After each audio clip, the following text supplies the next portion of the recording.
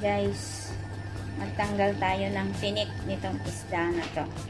Tinuruan na ako ni Jeff. Ganito lang daw. Tanggalin ang ulo. Tapos, ganito din. Tulak lang ng kamay. Ayan.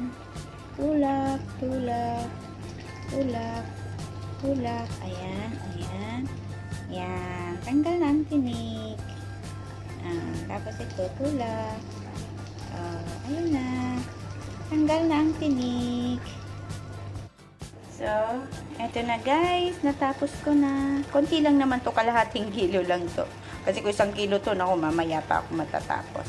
Eto na lahat. Ang akin. Natanggalan ng tinik, na debone, na dilis. Galing.